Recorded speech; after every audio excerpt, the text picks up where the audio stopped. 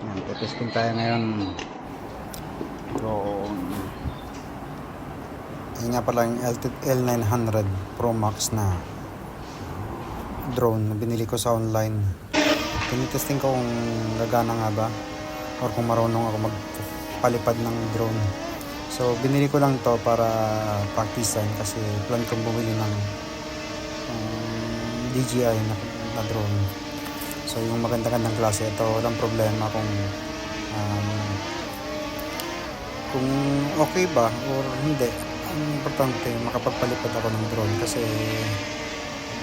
yung pinakanguna kong drone sa Pilipinas ay nawala na lang bigla kasi sa mali kong pagpapalipad. So medyo marami palang practice yung ginagawa ng mga pilot ng drone bago sila makapagpalipad ng ayos. Ayan, tinetesting ko kung maayos ba yung takbo ng drone or kung saan pwedeng pindutin. So binasa ko yung mga manuals kanina na kasama sa drone na yan. So medyo marami palang dapat ang alamin para mapalipad ng ayos yung drone. Yan, binababaan ko lang yan kasi alam mo naman, hindi pa tayo bihasa sa pagpapalipad ng ganyang klase ng drone. So yun ko lang siya tinetesting kasi medyo mainit din yung panahon. Tapos tinetesting ko din yung battery lifespan ba, kung tumatagal nga ba.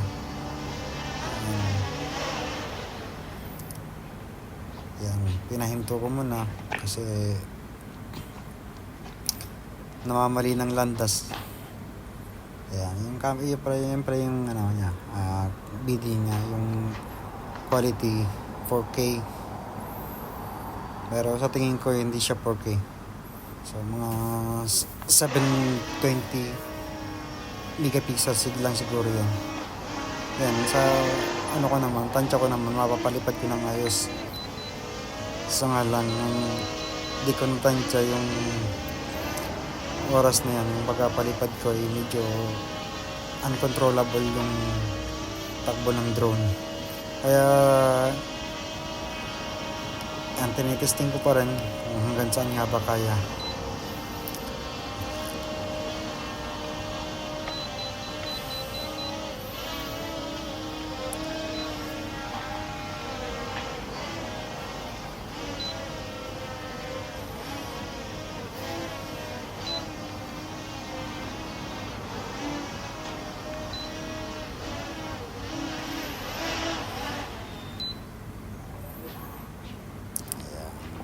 Ito na naman. So may ano pala yan, may sensor ng obstacle avoidance yung drone na yan. May GPS na din. Testing natin pati yung apps niya. Mayroon kasi siyang applications na dina-download para sa drone na yan. So pwede siyang gamitan ng remote control o gamit yung mobile phones na pang-control.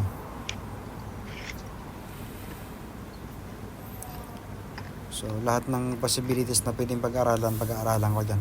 So once na nag-drone ka na ng DJI, di na pwedeng mga mistakes sa ganyan kasi alam mo naman yung drone ng DJI is medyo pricey. Di siya basta-basta. So since mahilig ako nagbike, mahilig ako mamundok. So plan kong gamitan ng drone in future. So pag mag-aakit ako sa bundok, kapaliparin ko kung hanggang saan ba kaya. So yan, itong drone na to is startup ko pa lang.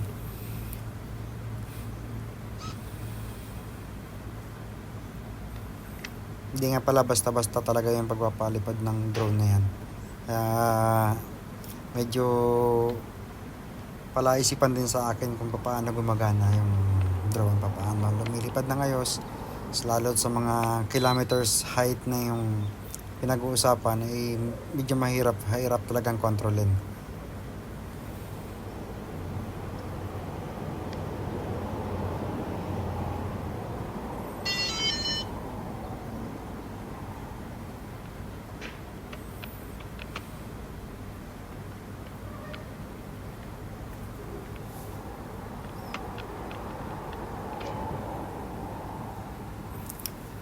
Ayan, i-connect natin sa wifi.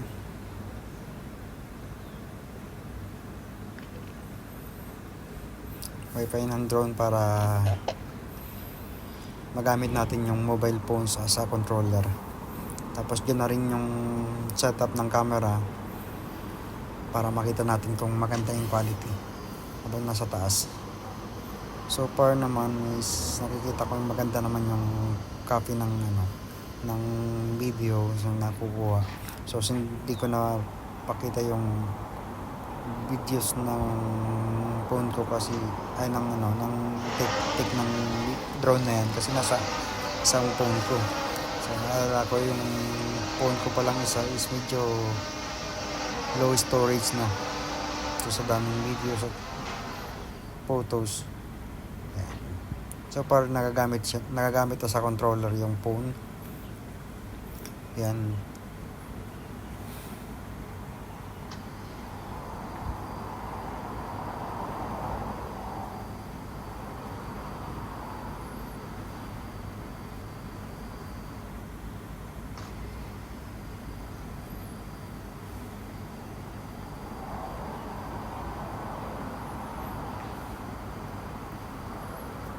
Yan, nag-hover pa din naman yung drone na yun. Kaso nga lang, may mistake siguro sa settings. Kaya medyo mahirap kontrolin.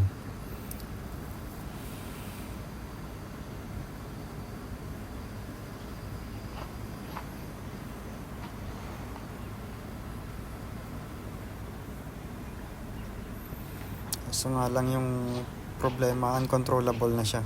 Kasi nandun or naiinitan ng sobra. Yan, gumagana naman siya pag once na nag-i-start up ka. Yan, gumagana naman. Kaso nga lang di siya lumilipad. Ibig sabihin na yung battery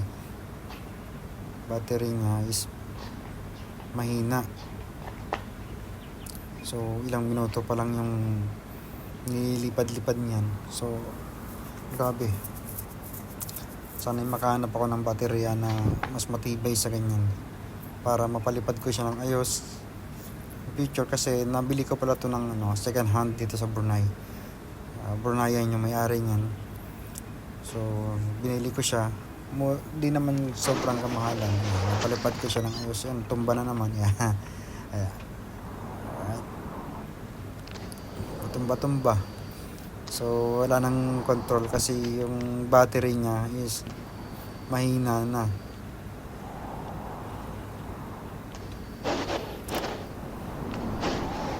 Ayan. Testing pa din kung hanggang saan kakayahanin ng drone. Napapalipad naman ng ayos. Ayan. Nilipad na rin ng isa kaso nahihirapan lang talaga ako sa control.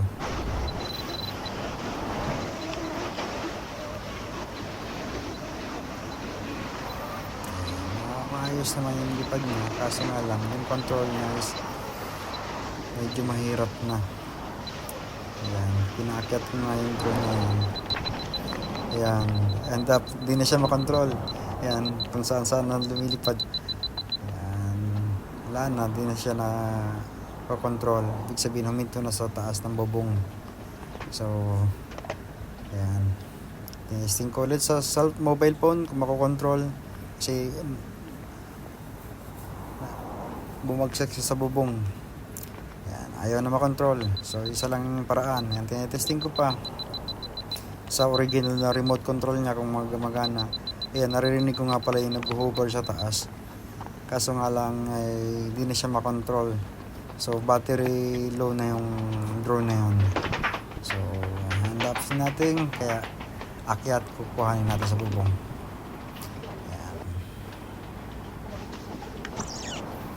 Ayan, tinignan ko pa nga yan dyan lang naman, ayan, nag-hover pa nga siya. Alright, so siya lang paraan, kuhanin sa bubong, ayan. Kaya